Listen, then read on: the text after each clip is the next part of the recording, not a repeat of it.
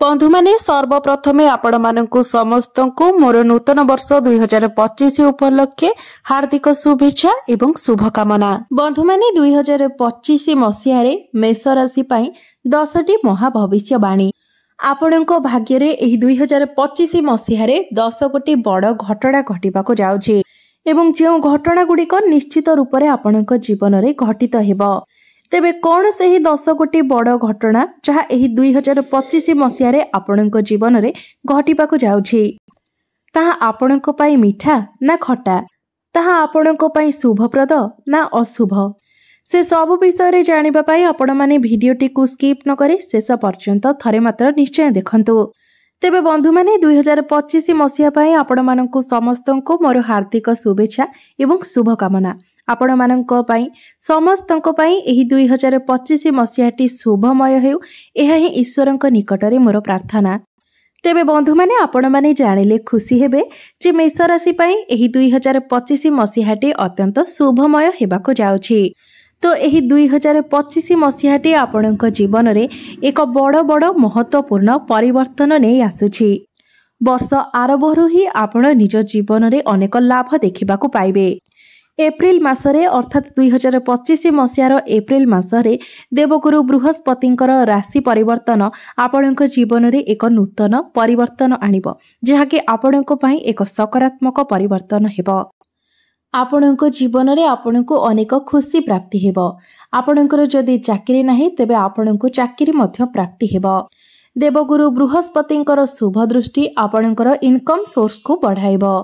आपण निज जीवन रे एही 2025 मसिया रे अपार सफलता देखिबाको पाइबे। तो ज्योतिष शास्त्र अनुसार मेष राशि राष्ट्राधिपति हेउचंती मंगल एवं मंगल देवंकर इष्टदेव हेउचंती प्रभु हनुमान। तो प्रत्येक दिन जदि आपण प्रभु हनुमानंकर आराधना करंती, प्रत्येक दिन हनुमान चालीसार पाठ करंती, तो आपणक जीवन रे आसुथिबा समस्त समस्या गुडिक निश्चित भाबरे दूर होइजिबो। सबु संकटरु मध्य आपणको मुक्ति मिलि जिवो। तेबे बंधु माने जदि आपणकर मेष राशि होई थाए तो भिडियोटी को लाइक करी चैनलटी को सब्सक्राइब करि देबे एवं कमेंट बॉक्स रे भक्ति एवं श्रद्धार सहित जय श्री जगन्नाथ निश्चय लिखिबे। बंधु माने एही वर्ष 2025 टी क्यारियर दृष्टि आपणको मानक पाई बहुत गुरुत्वपूर्ण रहिबाको जाउछि। आपण आपणकर पर्सनल एवं प्रोफेशनल लाइफ रे ठीक बैलेंस रखिकी चली पारिबे। चाकरी क्षेत्र रे थिबा व्यक्ति माने निजर पद को उच्च को नेबा पाई प्रयास करि पारंती। एही वर्ष आपण निजको आउरी अधिक ऊपर स्तर को नेबा पाई चेष्टा करि पारंती। बृहस्पतिंकर तृतीय भावरे चलन हेतु एही वर्ष ऑनलाइन डिजिटल एवं मार्केटिंग क्षेत्र रे आपणको बहुत अधिक सफलता प्राप्ति हेबो। तेबे धन संबंधित कोनोसी मामला को आपण अति शीघ्र निष्पत्ति नियंतु नाही। तरबरिया भावरे कोनोसी डिसिजन नियंतु नाही किंबा कोनोसी कार्य मध्य करंतु नाही। आमदानीर निरंतर भल प्रभाव रहिबा कारणरु आपण मानसिक क्षेत्र रे बहुत ही खुशी रहिबे। मेष राशिर वार्षिक राशिफल 2025 अनुसार एही वर्ष आपणकर रहिथिबा अधूरा इच्छा पूर्ण हेबाको जाउछि। नंबर 2 मेष राशिर 2025 वार्षिक राशिफल अनुसार वर्षर आरंभरु नेकी वर्षर शेष पर्यंत आपणक जीवन रे धन धान्यर कोनोसी अभाव रहिबो नाही। जदि आमे आपणकर स्वास्थ्य विषय रे आलोचना करिबा तो स्वास्थ्य दृष्टि मध्य एही 2025 मसियाटे आपणक पई बहुत भल रहिबाको जाउछि।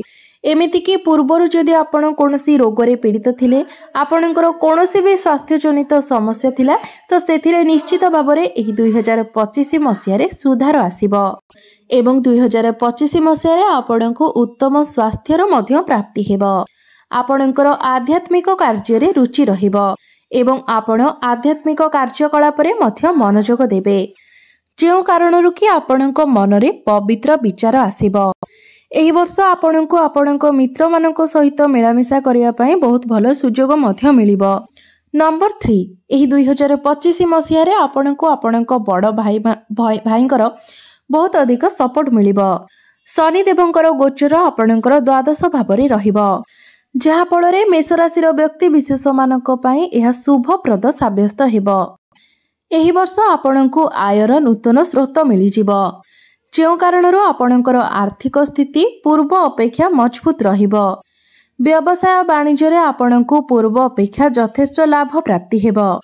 ଆପଣ କୌଣସି ନୂତନ ବ୍ୟବସାୟ ମଧ୍ୟ ଆରମ୍ଭ କରିପାରନ୍ତି ଏବଂ ସେହି ବ୍ୟାପାର ବାଣିଜ୍ୟ ଆପଣଙ୍କ ପାଇଁ ବହୁତ ଲାଭକାରୀ ମଧ୍ୟ ସାବ୍ୟସ୍ତ ହେବ। ବିଦ୍ୟାର୍ଥୀମାନଙ୍କ ପାଇଁ ମଧ୍ୟ ଏହି 2025 ମସିହାଟି ବହୁତ ଭଲ ରହିବାକୁ ଯାଉଛି। ଆପଣଙ୍କୁ ପାଠପଢ଼ା କ୍ଷେତ୍ରରେ ନିଜର ସ୍ୱପ୍ନ ସାକାର କରିବା ପାଇଁ ବହୁତ ଗୁଡ଼ିଏ ସୁଯୋଗ ପ୍ରାପ୍ତି ହେବ। ବିଦେଶ ଯାତ୍ରା ପାଇଁ ମଧ୍ୟ ଆପଣଙ୍କୁ ଅନେକ ସୁଯୋଗ ମିଳିବ। ମେଷ ରାଶିର ବ୍ୟକ୍ତି ବିଶେଷମାନଙ୍କ ପାଇଁ ଏହି ବର୍ଷଟି ବହୁତ ହିଁ ଶୁଭମୟ ରହିବାକୁ ଯାଉଛି। ନମ୍ବର 4, ବର୍ଷ 2025ରେ ଶେଷ ଭାଗରେ ଆପଣଙ୍କୁ କିଛିଟା ସମସ୍ୟା ଦେଖିବାକୁ ମିଳିପାରେ। ମିତ୍ରଙ୍କ ସହିତ ଆପଣଙ୍କର ଟିକେ କଳି ଝଗଡ଼ା ଏବଂ ଆର୍ଗୁମେଣ୍ଟ ମଧ୍ୟ ହୋଇପାରେ। ସେଥିପାଇଁ ଆପଣ ନିଜର କ୍ରୋଧକୁ ନିୟନ୍ତ୍ରଣରେ ରଖିବା ଉଚିତ। ସେହିପରି ପ୍ରେମ ସମ୍ବନ୍ଧରେ ଏହି ବର୍ଷଟି ଆପଣଙ୍କୁ ମିଶ୍ରିତ ଫଳ ପ୍ରଦାନ କରିବ। ପ୍ରେମ ଜୀବନରେ ଆପଣଙ୍କୁ କେବେ କେବେ ଖୁସି ବହୁତ ଅଧିକ ପରିମାଣରେ ମିଳିବ, ଆଉ କେବେ କେବେ ଆପଣଙ୍କୁ ଦୁଃଖ ମଧ୍ୟ ମିଳିପାରେ ଏବଂ ପ୍ରେମ ସମ୍ବନ୍ଧରେ ଏହି ବର୍ଷରେ ଆପଣଙ୍କୁ କେଉଁଠାରେ ନା କେଉଁଠାରେ ଧୋକା ମଧ୍ୟ ମିଳିପାରେ। ଏହି ବର୍ଷ ଆପଣ ଆଖି ବୁଜି ନିଜର ପାର୍ଟନରଙ୍କ ଉପରେ ଭରସା କରନ୍ତୁ ନାହିଁ, ନଚେତ୍ ଆପଣ ହିଁ ଅସୁବିଧାରେ ପଡ଼ିପାରନ୍ତି। ତେବେ ମନେ ରଖନ୍ତୁ, କୌଣସି ଖରାପ ସମ୍ପର୍କଠାରେ ରହିବା ଠାରୁ ସେହି ସମ୍ପର୍କ ଭାଙ୍ଗିଯିବା ମଧ୍ୟ ଆହୁରି ଭଲ ହୋଇଥାଏ। ଏହା ଆପଣଙ୍କ ପାଇଁ ହିଁ ମଙ୍ଗଳକାରୀ ହେବ। ତେବେ ଏହିଭଳି କିଛି ନିର୍ଣ୍ଣୟ ଆପଣ ଏହି 2025 ମସିହାରେ ନେଇପାରନ୍ତି। ନମ୍ବର 5, କାରବାରରେ ଜଡ଼ିତ ବ୍ୟକ୍ତିମାନଙ୍କୁ ଏହି ବର୍ଷ 2025ରେ କାରବାରରେ ବହୁତ ଅଧିକ ଲାଭ ପ୍ରାପ୍ତି ହେବ। ଆପଣଙ୍କୁ ଆପଣଙ୍କ କାରବାରରେ ବଡ଼ ଭାଇ କିମ୍ବା ପିତାଙ୍କର ସହଯୋଗ ମଧ୍ୟ ପ୍ରାପ୍ତି ହେବ। ବର୍ଷର ଆରମ୍ଭ ଆପଣଙ୍କ ଜୀବନରେ ଆର୍ଥିକ ସୁଖ ନେଇ ଆସିବ।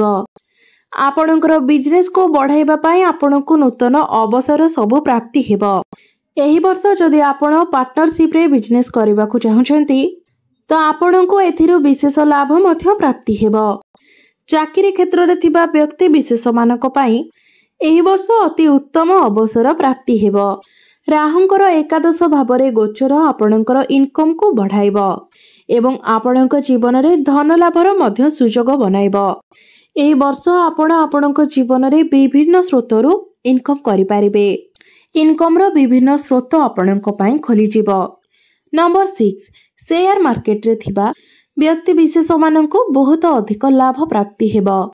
ଆପଣଙ୍କୁ ଆପଣଙ୍କ ଜୀବନରେ ବହୁତ ଅଧିକ ସଫଳତା ମିଳିବ। ଆପଣଙ୍କର କ୍ୟାରିୟରକୁ ମଜବୁତ ବନାଇବା ପାଇଁ ମଧ୍ୟ ଆପଣଙ୍କୁ ବହୁତ ଭଲ ଅବସର ପ୍ରାପ୍ତି ହେବ। ନୂତନ ବିଜନେସ୍ ଆରମ୍ଭ କରିବା ପାଇଁ ଆପଣଙ୍କ ପାଇଁ ଏହା ଏକ ଶୁଭ ସମୟ ଅଟେ।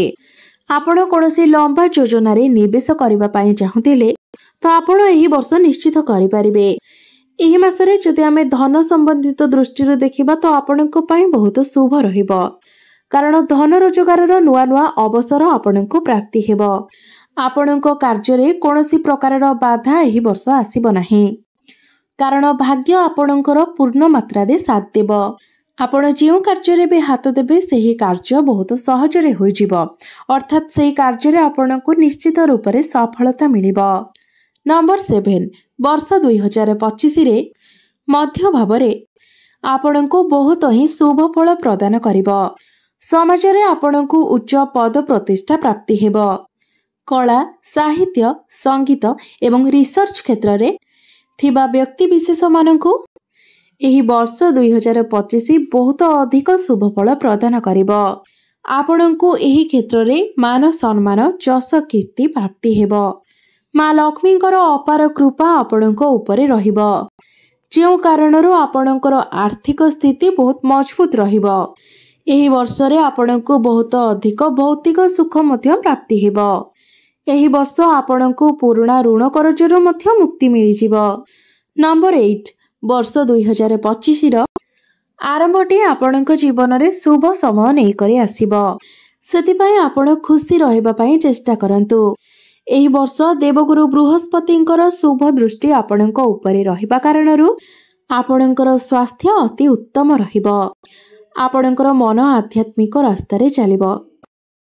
ଆପଣଙ୍କ ମନରେ ପବିତ୍ର ବିଚାର ଉତ୍ପନ୍ନ ହେବ। ଆପଣ ଦାନ, ଧର୍ମ, ପୁଣ୍ୟ ଇତ୍ୟାଦି କାର୍ଯ୍ୟରେ ଧନ ବ୍ୟୟ କରିପାରନ୍ତି।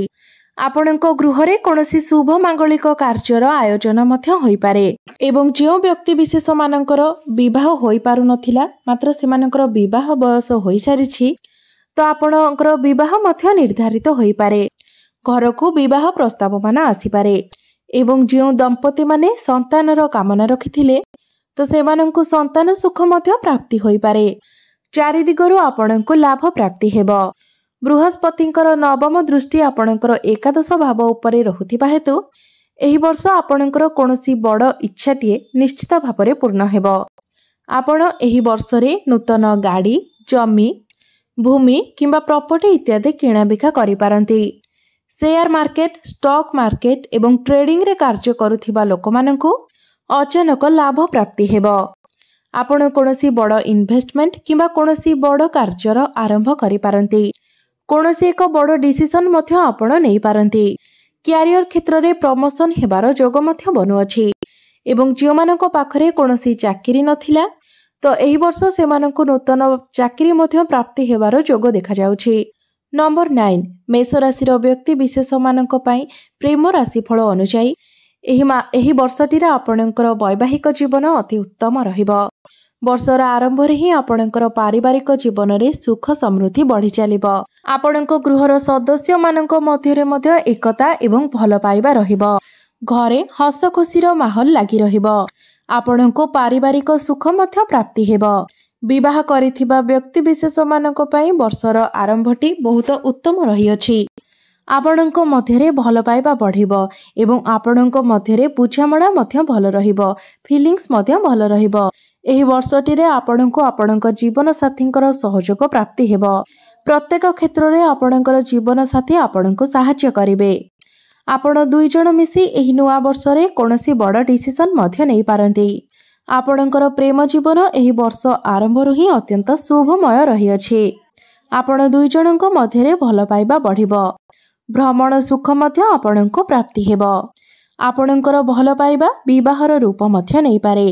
ପୂର୍ବରୁ ଯଦି ଆପଣଙ୍କର ପ୍ରେମ ଜୀବନରେ କିଛି ସମସ୍ୟା ଥିଲା ତେବେ ତାହା ମଧ୍ୟ ସମାଧାନ ହୋଇଯିବ।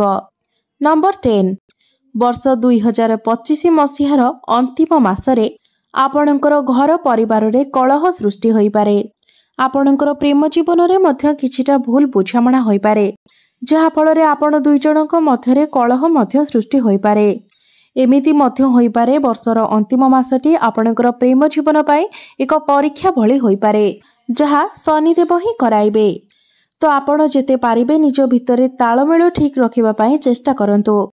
ସମ୍ପର୍କକୁ ମଜବୁତ ବନାଇବା ପାଇଁ ଚେଷ୍ଟା କରନ୍ତୁ।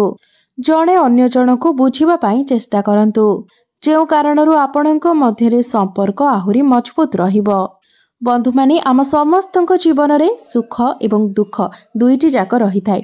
କୌଣସି ବ୍ୟକ୍ତି ସମ୍ପୂର୍ଣ୍ଣ ସୁଖୀ ନୁହନ୍ତି କିମ୍ବା କୌଣସି ବ୍ୟକ୍ତି ଏହି ସଂସାରରେ ସମ୍ପୂର୍ଣ୍ଣ ଦୁଃଖୀ ମଧ୍ୟ ନୁହନ୍ତି। ସେହିଭଳି ଭାବରେ ଏହି ବର୍ଷଟିରେ ଆପଣ ନିଜର ପ୍ରେମ ଜୀବନରେ ଆଶା ଏବଂ ନିରାଶା ଦୁଇଟି ଯାକର ଅନୁଭବ କରିବେ।